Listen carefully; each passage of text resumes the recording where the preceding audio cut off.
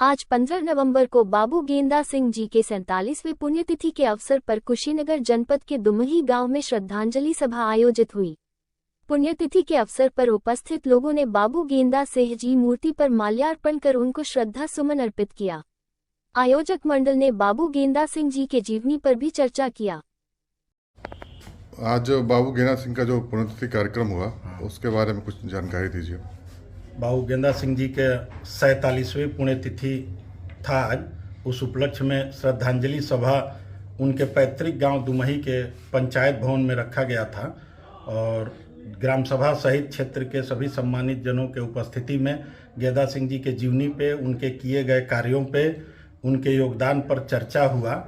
कार्यक्रम में ग्राम सभा के ग्राम प्रधान सहित क्षेत्र के सभी गणमान्य लोग, आयोजन समिति, क्षेत्र के युवा वर्ग, सब लोगों ने सहभागिता किया और सबने मिलकर गेंदा बाबू को नमन किया।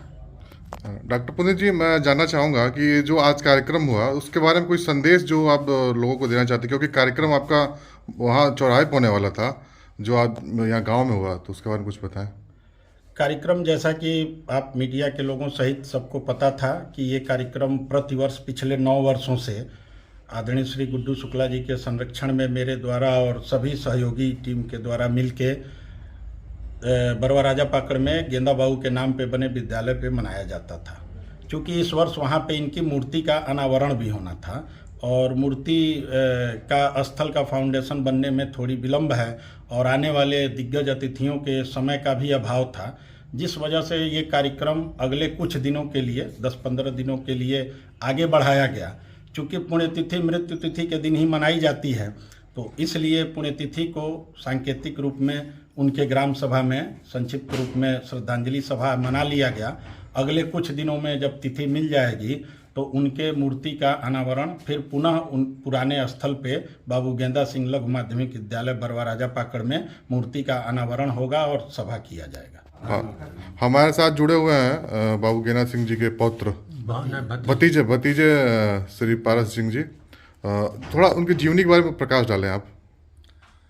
देखिए, बहुत साधारण गृहस्थ परिवार में उनका जन्म हुआ और उनके पिताजी बागबी स्वर्गीय मदन गोपाल सिंह जी दुर्गा जी के बहुत भक्त थे और उनकी शिक्षा बहुत थोड़ी हुई। दर्जा 3 तक पास थे और 4 में गए तो उन्होंने पढ़ाई छोड़ दी और किशोर अवस्था में ही देश गुलाम था तो वह आज़ादी के लड़ाई में लग गए और कृषि से उनका बहुत ज़्यादा लगाव था और फिर इस स्वतंत्रता संग्राम की लड़ाई में ही वो जेल में चले गए। काफ़ी दिन तक जेल में वो रहे और उसके बाद से वो बाहर आए, उसके देश आज़ाद हुआ और वो सक्रिय राजनीति में वो लोग लगे रहे और कांग्रेस से थे, लेकिन कांग्रेस में 2 धड़े हो गए।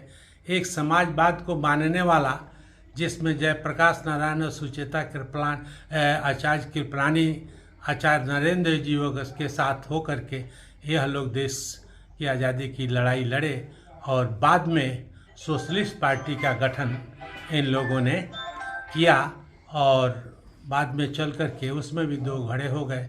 एक सोशलिस्ट पार्टी हो गई और एक प्रजा सोशलिस्ट पार्टी। तो ये विरोधी दल के नेता भी उत्तर प्रदेश के रहे।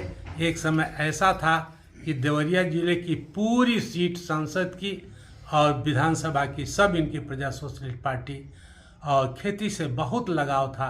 यह चाहते थे कि खेती ही आगे बढ़े, इसी से लोगों का कल्याण होगा, देश आगे बढ़ेगा और पूरा जीवन इन्होंने अपना जो है लोगों के विकास और खेती के विकास के लिए लगा दिया और अंत समय भी यही सोचते हुए बाढ़ आई हुई थी और इतना दुखी हुए लोगों का कष्ट देख करके कि तनाव में आकर के उनको ब्रेन हेमरेज हो गया, लकवा मार गया और काफ़ी दिन तक उससे पीड़ित रहे और 1977 15 नवंबर को उनका शरीर भी बलरामपुर अस्पताल लखनऊ में हो गया।